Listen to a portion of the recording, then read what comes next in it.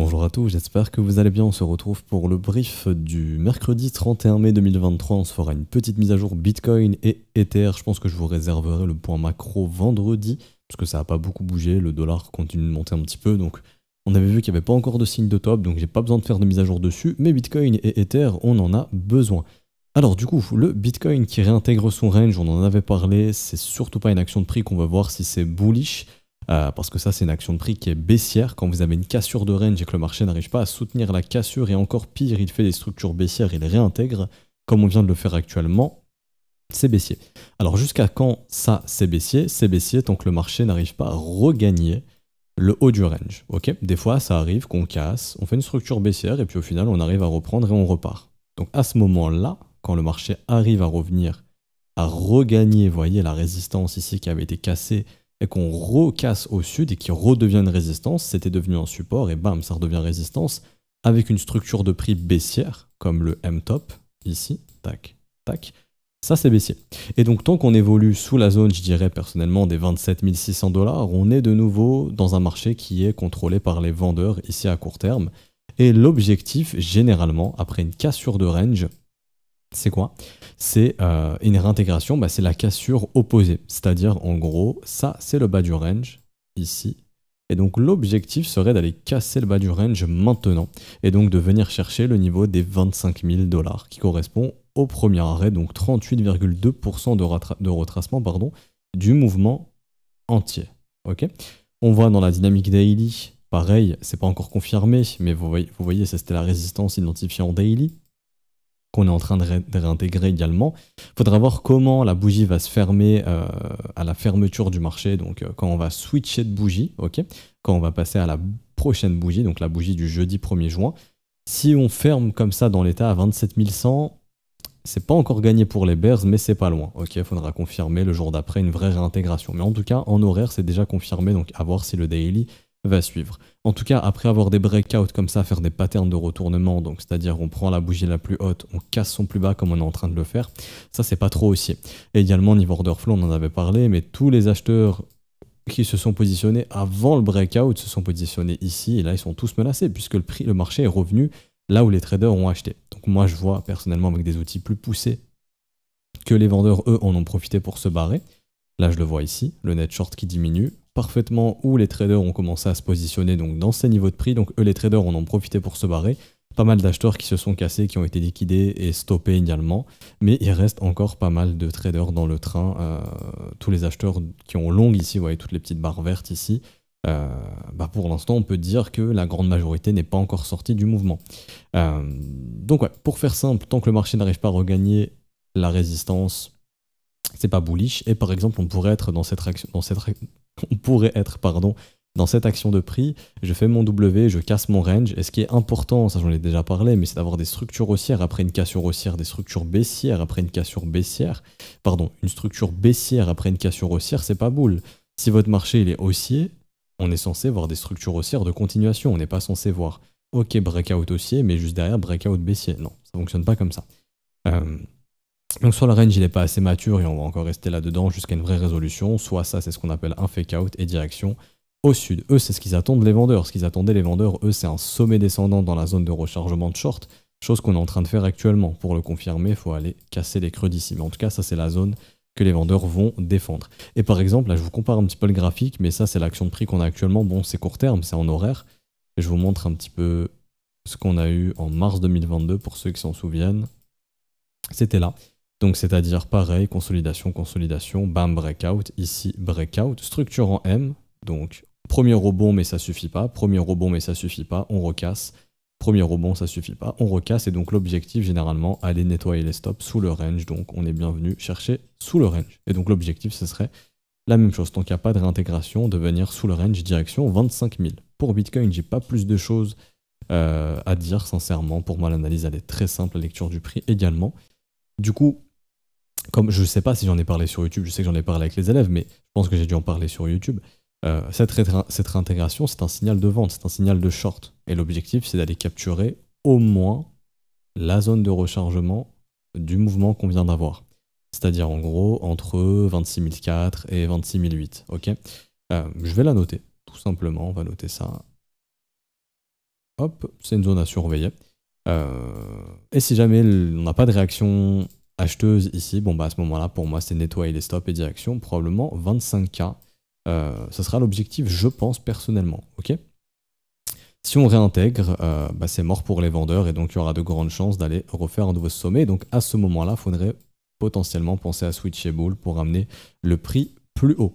Mais tant qu'on ne réintègre pas, pour moi, quelqu'un qui est en short n'a pas forcément enfermé son short ici, juste, comme j'ai expliqué aux élèves, c'est très important, calculer un risque maximum, c'est-à-dire qu'en gros, par exemple, on set up un stop de 1% au-dessus des sommets, mais on est tout à fait, et ce serait l'objectif, de sortir de position avant qu'on aille bouffer les stops là-haut. Au moment où on réintègre, on se barre pour avoir une perte minime et avoir un gros risque rendement. Je risque très peu pour pouvoir un rendement très important, donc on est sur des gros risques reward. Ce genre de trade, ça peut marcher 3 fois sur 10 et ça peut être rentable. Ok.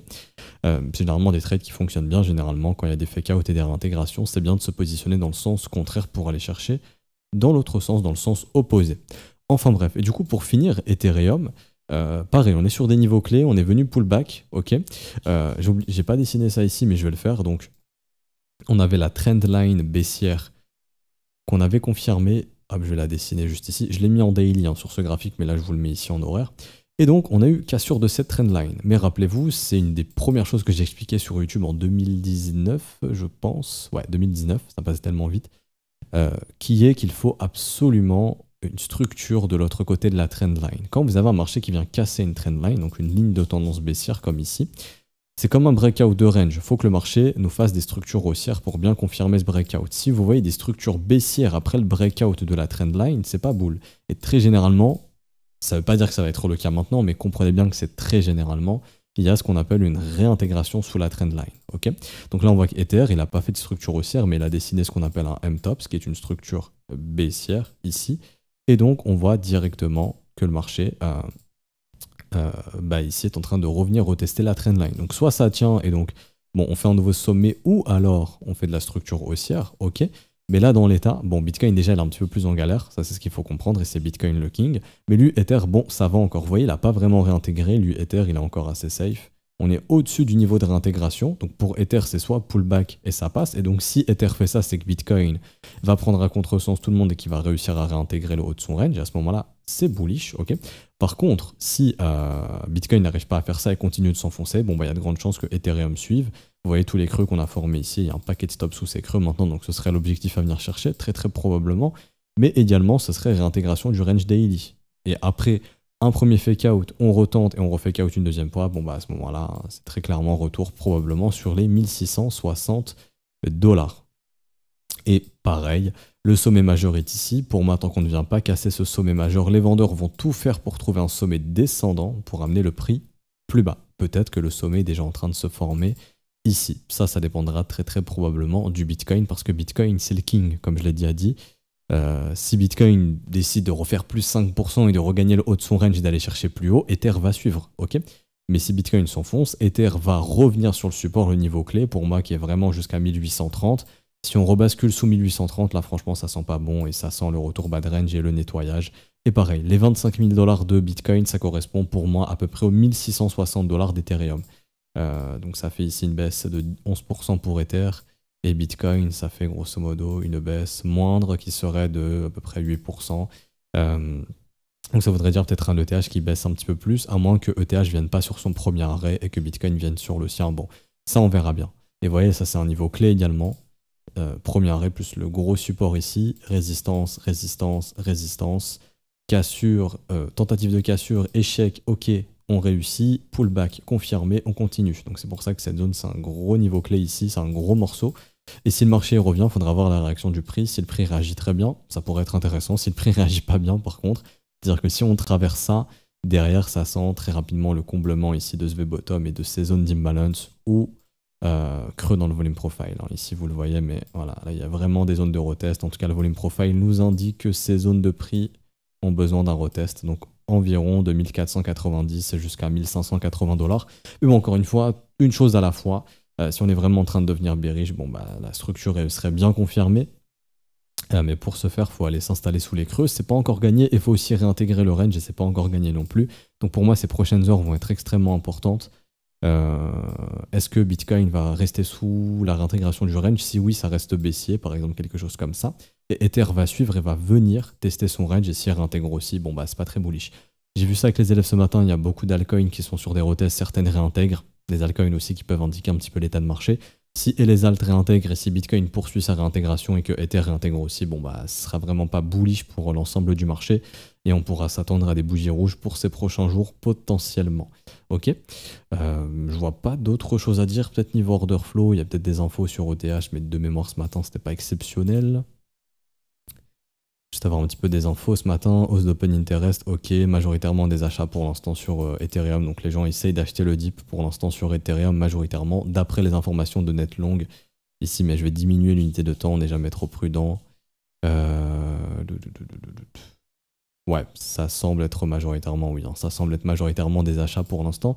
Ça veut pas dire que c'est bearish, ok. Ce qu'il faut surveiller, c'est comment se comporte le prix, ok, ça c'est très très important. En gros, si y a plein d'acheteurs qui rentrent mais que le prix n'arrive pas à remonter et que le prix commence à revenir sous les plus bas, bon bah c'est tous les acheteurs d'ici qui commencent à être en PLS et ça peut déclencher une continuation baissière. En fait c'est ça, vous voyez ça comme un combat, imaginons, j'ai une bataille comme ça, j'ai plein d'acheteurs au niveau de la résistance qui achètent, la résistance elle cède pas.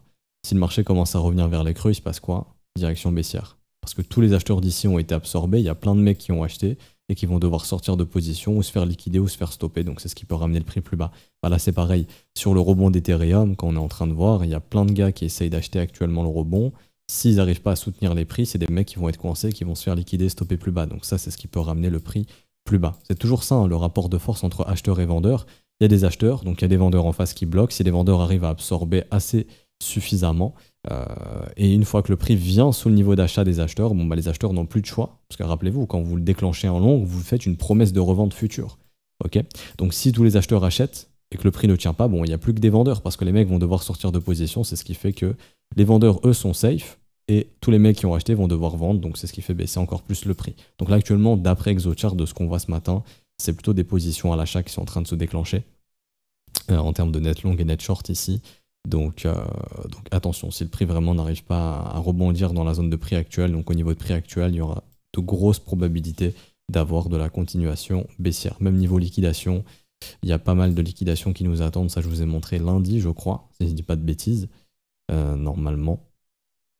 Mais ouais, là il y a des centaines de millions de liquidations qui attendent sur Ethereum sous les 1720, sous les creux en fait. Les gros shorts c'est plus haut et les gros longs à liquider c'est vraiment des 1400 jusqu'aux 1700, c'est blindé de liquidation longue.